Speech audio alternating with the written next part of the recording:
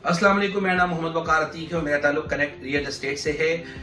Property market में हो क्या रहा है, डॉलर गोल्ड गाड़ियों में इतनी ज्यादा घबराहट है कि हर कुछ अरसे के बाद गाड़ियों का रेट नीचे आने की लिस्ट हमारे सामने आ रही होती है।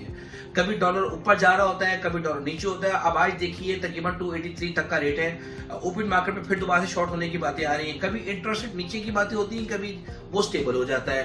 कभी पेट्रोल प्राइस नीचे की बातें होती हैं, कभी स्टेबल हो जाता है। अब अगले महीने क्या होगा, IMF की टीम आ रही है, कुछ कंफ्यूजन्स हैं, क्लियरिफिकेशंस नहीं है।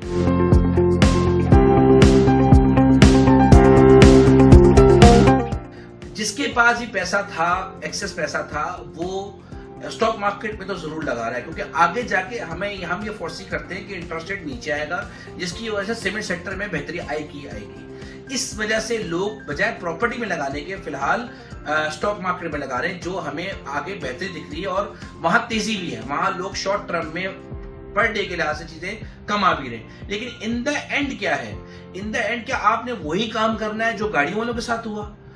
जो फॉर्च्यूनर 1.5 करोड़ तक चली गई थी और उस वक्त आपने नहीं बेची, और अब जब रेट नीचे आ रहे हैं तब बेचने के लिए आ रहे हैं, तो कोई बाहर खड़ा नहीं है।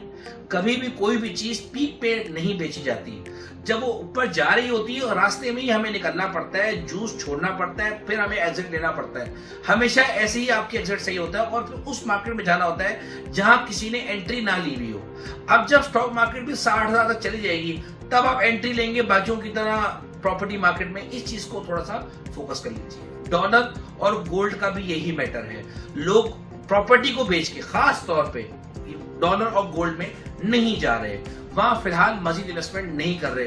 रोजाना के तौर पे कंफ्यूजन है, दिमागी तौर पे डिप्रेशन का मरीज लोग हो रहे हैं। लोगों की रातों की नींदें मैंने अभी फिलहाल उड़ती हुई देखी।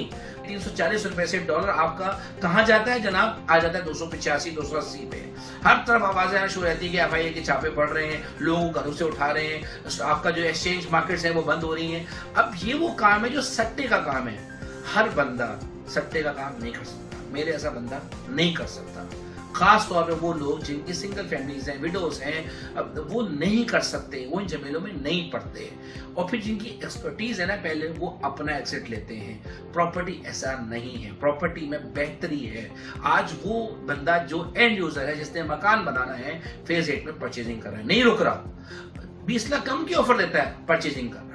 सरिया नीचे आ रहा है। कंस्ट्रक्शन करने वाले के लिए, डेवलपर के लिए थोड़ी सी सहूलत महसूस हो रही है। वो जो कंफ्यूजन में था, पता नहीं क्या होगा मार्केट में, हम ये कॉस्ट बेयर कर भी पाएंगे कि नहीं कर पाएंगे, उसको थोड़ी सी सहूलत मिल रही है, उसको थोड़ा हौसला मिल रहा है, वो डेवलपमेंट की तरफ जा रहा है। DHA में इन्वेस्टर नहीं है, तो इन्वेस्टर जाए कहाँ? इन्वेस्टर ने जाना है DHT कराची में। बेरेटाउन में इन्वेस्टर नहीं जा रहा, रुक गया माल, समझिए कि पहिया जाम हो चुका है बेरेटाउन कराची का। तकरीबन बहुत नीचे की ऑफरें आती हैं। 15 AB में भी अभी तक फिलहाल NOC कैंसिल होने के बाद भी जो इम्पैक्ट आना था बेटों का के ऊपर, वो नहीं आया। क्यों? क्योंकि ऑलरेडी 50% मार्केट नीचे थी।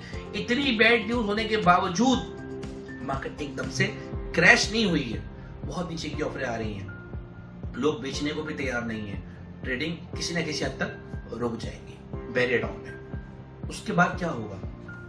लोग M9 से क्रॉस करने के बाद, जब से ही बैडों का मामला हुआ है, छोटी छोटी सोसाइटीज पे भरोसा करने को तैयार नहीं है। वो क्या कर रहे हैं? वो DHT कराची के 125 गज के प्लॉट पे ट्रस्ट कर रहे हैं और वो परचेज कर रहे हैं। ASF पे नहीं जा रहे।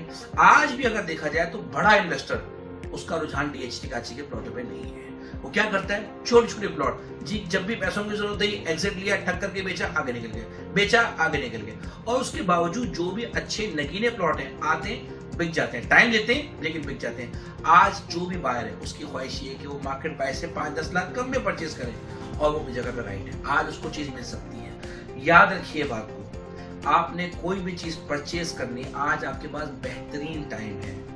फॉलो कर सकते हैं, देख सकते हैं, समझ सकते हैं, विजिट कर सकते हैं। आपके पास भरपूर टाइम है, चीजों को समझ के आप परचेज कर सकते हैं। तेजी में आपको ये मौका नहीं मिलता, ये बेहतरीन टाइम है। आज भाई परचेजर ने बोला, वकार भाई मेरे पास पैसे तो है लेकिन मेरे पास महीना है। मैंने कहा भाई मैं आपको नहीं बोलूंगा परचेज करने का, आप महीने बाद आ जाना, टाइम है हमारे पास, रिलैक्स होकर चीज परचेज करेंगे। वकार भाई इसी जगह पे चाहिए, कोना चाहिए, कोई टेंशन नहीं, सब मिलेगा। ये मंदी है, मंदी का बाजार परचेजिंग के लिहाज से one of the best time होता है। अब वो लोग जो कमेंट पे आके कहते हैं कि ये बहुत पुरानी इन्वेस्टमेंट है, इसका पता नहीं क्या होगा, ये हमारे बच्चों की काम आएगी, बिल्कुल सही कहा आपने, ये इन्वेस्टमेंट है, ये आज रहने की जगह नहीं है, डीएचए रहने की जगह है, फेज 8 रहने की जगह है, सिटी आज फिलहाल रहने की जगह नहीं। It will take time, minimum 4 to 5 year. और अगर वो लोग जो ये सोच रहे हैं कि उनके बच्चों के काम आएगा, तो भाई 18 लाख की जो आप इन्वेस्टमेंट कर रहे हैं वो आपके बच्चों के काम आएगी ना, आपके तो काम आने नहीं वाली। इतनी से रेटों में क्या मिलता है, किसी आप झोपड़पट्टी में भी चले जाएं तो 18 लाख का में आपको 125 का प्लॉट नहीं मिलता। Thank you, Allah Hafiz.